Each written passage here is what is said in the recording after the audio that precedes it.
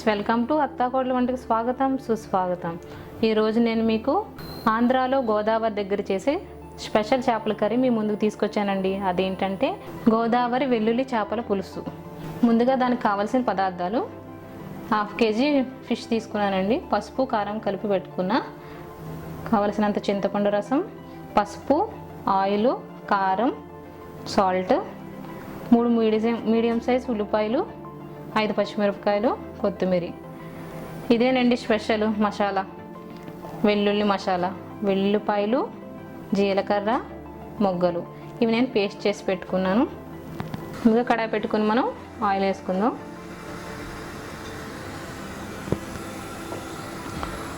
Oil వేడైన తర్వాత ఉల్లిపాయ ముక్కలు వేసుకుందాం.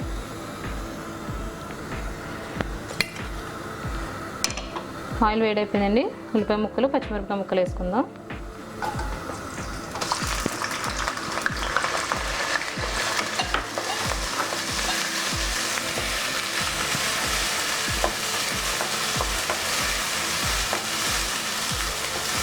ఉల్లిపాయలు మనం పచ్చివాసన పోయే వరకు, గోల్డెన్ బ్రౌన్ కలర్ వచ్చే వరకు మనం ఫ్రై చేసుకుందాం. కొద్దిగా పసుపు వేసుకుందాం.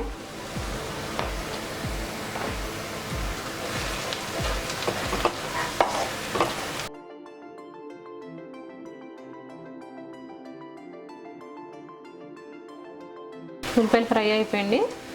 ఇప్పుడు మనం ముందుగా పేస్ట్ చేసి పెట్టుకున్న వెల్లుల్లిపాయ మసాలా వేసుకున్నామండి.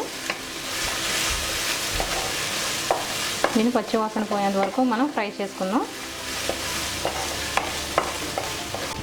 మసాలా ఫ్రై అయిపోయిందండి. ఇప్పుడు మనం కొద్దిగా కారం వేసుకుందాం. ఆల్రెడీ నేను చేప ముక్కల్లో ముందు కలిపి పెట్టుకున్నానండి కారం, అందుకే కొంచెం వేసుకున్నాను.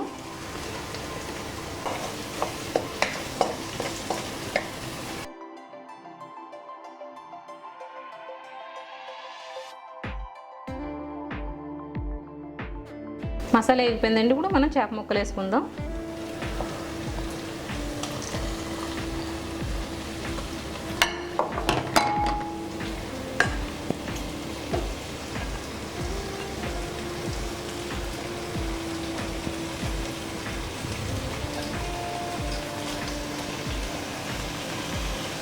ఇప్పుడు మనం 1 నిమిషం సిమ్లో పెట్టుకుని మూత పెట్టుకుందాం.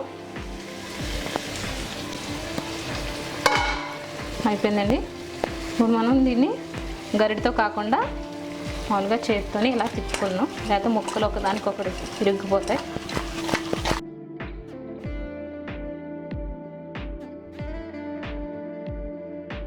కలిపేసాం కదండి. ఒక 5 నిమిషాలు సిమ్లో పెట్టుకుని మనం మూత పెట్టుకుందాం.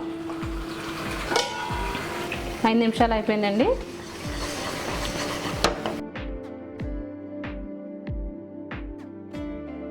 ఇప్పుడు మనం ముందుగా తీసి పెట్టుకుని చింతపండు రసం వేసుకుందాం.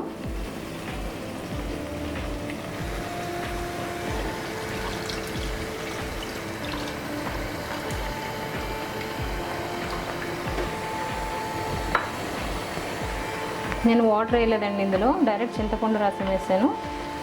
ఈ కర్రీలో వాటర్ వేయకుండా ఓన్లీ చింతపండు రసంతోనే చేపను మగ్గనివ్వాలి, అప్పుడే టేస్ట్గా ఉంటుంది. ఒక 5 నిమిషాలు హై ఫ్లేమ్లో పెట్టుకొని ఉడకనిద్దాం.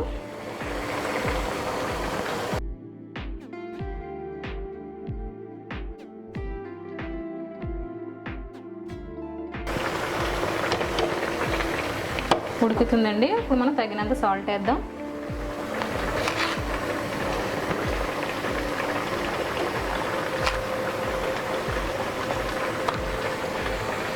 సాల్ట్ వేసుకున్నాక గరిటె పెట్టి తిప్పకుండా మనం ఇలా తిప్పుకుందాం, లేకపోతే ముక్కలన్నీ ఇరిగిపోతే గరిటె పెడితే.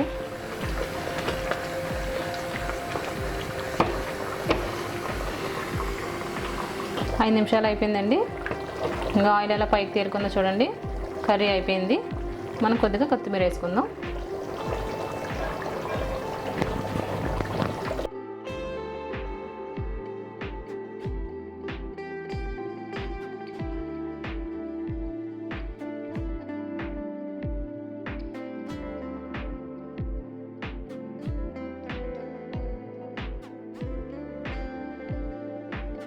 కర్రీ రెడీ అయిపోయిందండి. ఇప్పుడు మనం సర్వింగ్ బౌల్లో తీసుకుందాం.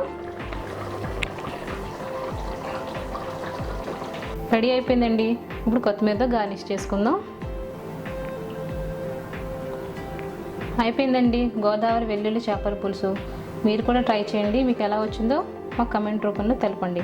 లైక్ చేయండి, షేర్ చేయండి, సబ్స్క్రైబ్ చేయండి. అలానే మా ఇన్స్టాగ్రామ్ కూడా ఫాలో అవ్వండి. మళ్ళీ కలుద్దాం సరికొత్త రెసిపీతో. మీ అత్తాకోడళ్ళు.